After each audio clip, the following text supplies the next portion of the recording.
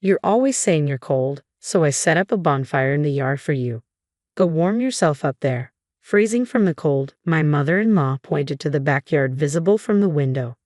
Oh, what's that? I followed her pointing finger, and the sight made me collapse in despair.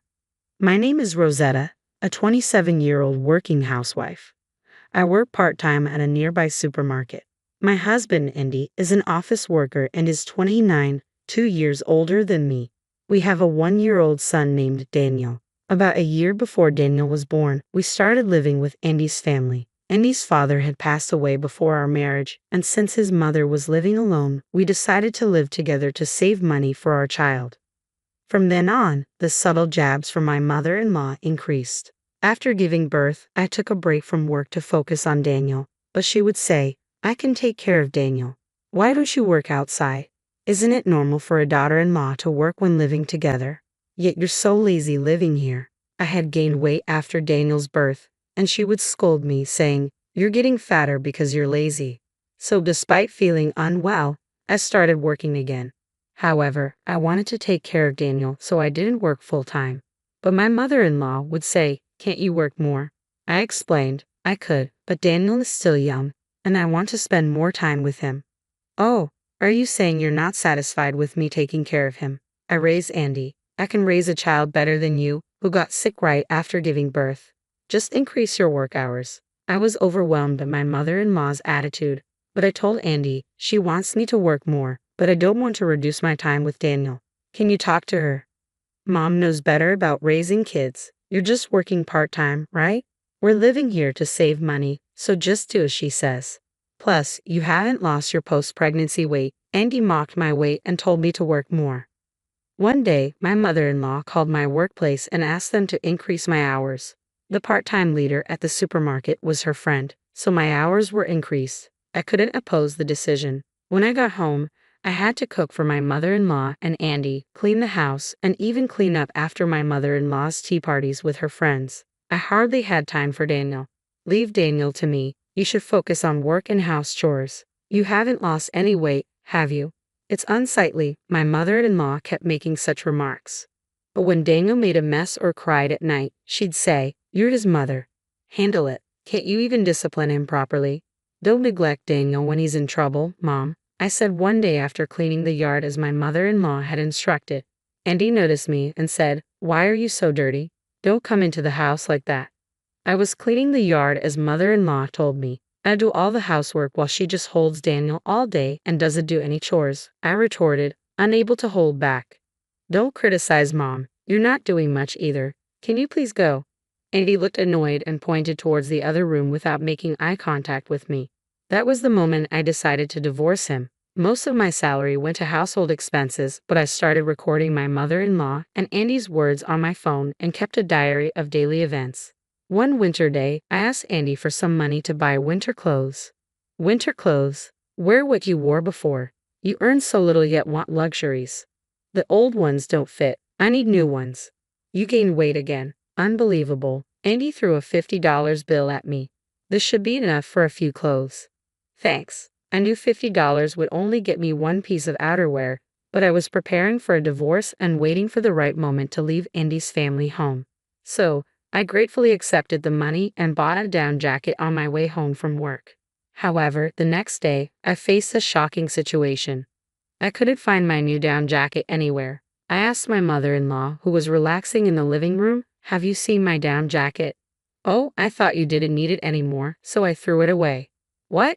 I just bought it yesterday." "Oh, did you?" "I put it in the shed outside. Go check." I rushed to the shed only to find the jacket mixed with the trash. I picked it up and tried to clean it outside in the freezing winter, but it still smelled. I knew if I brought it inside, my mother-in-law and Andy would complain, so I hand-washed it late at night. The next day, I realized my mother-in-law had done something even worse. I hung my still wet jacket out to dry on the balcony of my bedroom before going to work. When I returned home after work, I noticed that all the drawers on the shelf containing my clothes were empty. My clothes were all gone. I ran to my mother-in-law and asked, "Where are my clothes? You bought new ones, right? So I turned your old dirty clothes into rags. Now you can clean the house with them." I checked the cleaning closet and found rags made from my clothes. I also noticed my jacket. which was still drying outside, was gone. You're always saying you're cold, so I made a bonfire for you in the yard. Before I knew it, my mother-in-law was standing at the entrance to my bedroom, smiling slightly at me. When I checked the garden she had pointed to, I saw a fire being lit in the fire pit. I looked outside and saw my jacket's remains flying in the wind. You burned my clothes. How am I supposed to survive this winter? I exclaimed. You're chubby, so you'll be fine, my mother-in-law retorted, smirking as she walked away. Speechless and shaking with anger, I grabbed my diary and phone, wrapped Daniel in my only coat, and ran out of Andy's house in just a t-shirt. It was snowing heavily. A neighbor, who didn't get along with my mother-in-law and had been worried about me since I moved in with Andy's family, found me and drove me to my parents' house an hour away. This neighbor had seen me lose weight and understood my situation despite Andy and his friends always telling me I was overweight. When I arrived, my mom panicked at my attire. Why are you dressed like that? Is it hot in the car? Are you sick? I had to run away from Andy's house. They turned all my clothes into rags and even burned my new jacket. I've been collecting evidence for a favorable divorce, but I felt my life was in danger, so I fled with Daniel wrapped in a coat. Daniel was peacefully asleep. I was so relieved that my mother-in-law didn't take him from me that I couldn't help but cry. Seeing my distress, my mother quickly contacted my father and a certain individual. The next day, responding to my mother's call, Andy's grandmother, whom I'll call Grandma, arrived at our home. It turns out my father and Andy's father were old friends, and Grandma and my dad still kept in touch. Andy and I met and married because of this connection. Before our marriage, Andy was genuinely kind and friendly to my parents, but over time, influenced by the constant harassment from his mother, he began to treat me coldly. When I explained everything with evidence, Grandma was even more furious than my parents. She immediately contacted a lawyer and arranged for my divorce. A few days later, after leaving Daniel with my sister who lives nearby, my parents' grandma, the lawyer, and I visited Andy's family home. As we arrived, my mother-in-law stormed out shouting, "Where's Daniel, you kidnappers?" But when Grandma stepped forward, she retorted, "Who are you calling a kidnapper, you money grubber?" Andy, who seemed to have taken time off work, joined us and we all sat down to discuss. We're here to discuss Rosetta and Andy's divorce, custody of Daniel, and the sale of this property, the lawyer began. What do you mean by selling the land? It's Dad's ancestral home, and Mom inherited it. You can't just sell it. Andy laughed mockingly at the lawyer's words. The building might be inherited by Andy's mother, but the land belongs to Andy's father's family. We've been overlooking the unpaid land rent out of goodwill, but now we'll be claiming the overdue amount and selling the land, the lawyer explained, handing over a document detailing the unpaid rent for several years since Andy's father passed away. Seeing the amount, my mother-in-law exclaimed, "How can we pay this all of a sudden?"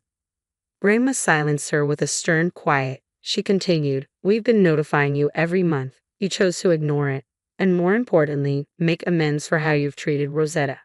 Rosetta's accusations, she's my daughter-in-law. Why should it concern anyone else? Besides, Rosetta is probably just making things up. She always lied to get out of chores and work," my mother-in-law insisted, shouting at Grandma. "I've never lied. Just because you think I'm overweight, you've made me do all the work and chores, taking away my time with my child. Do you know how hard it was to be told to wear just a t-shirt in the depth of winter? You've been spreading these lies to everyone, claiming I'm eager to slack off," I said. The mother-in-law smirked, but when I played back the recorded snide remarks from her and Andy on my phone, she exclaimed, "That's fabricated." I then rushed to the closet, grabbed a rag made from my clothes, and slammed it on the table. "How do you explain this? My clothes have been turned into rags just like in the recording." "Rosetta, enough. Maybe Mom went a bit too far, but it's because you've always been lazy and just gaining weight. Reflect on your actions before blaming others," Andy said. "Excuse me, are you blind? Since coming here, I've lost at least 22 pounds. The reason my clothes don't fit isn't because I gained weight, but because I lost it so rapidly. Everyone but you and your mother is concerned about how thin I've become," I retorted. At my words, Andy seemed to realize for the first time how much weight I had lost.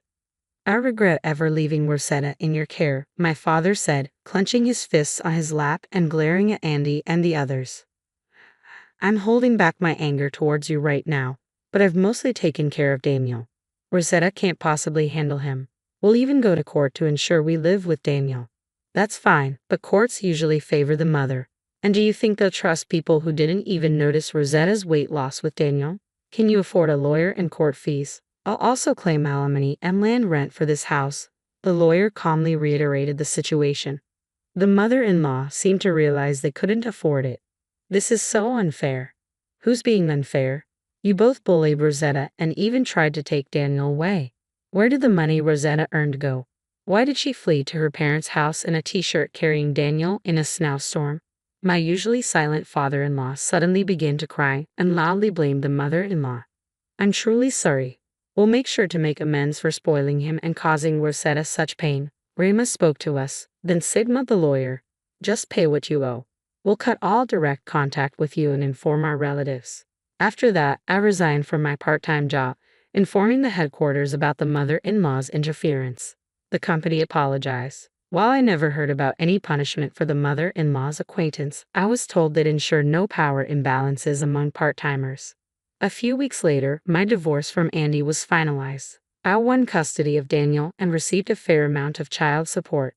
The mother-in-law couldn't afford the land rent, so Andy had to cover it. But with the divorce settlement and child support, he struggled to pay. If he continues, they might have to vacate and demolish their house. Grandma joked, if the house is gone, the land will sell for more. Now I'm living with my parents, cherishing the time with Daniel. My father runs a company, and I plan to work there once Daniel is older. I'm using the divorce settlement to buy new clothes, enjoying coordinating outfits with Daniel. I look forward to spending even more time with him in the future.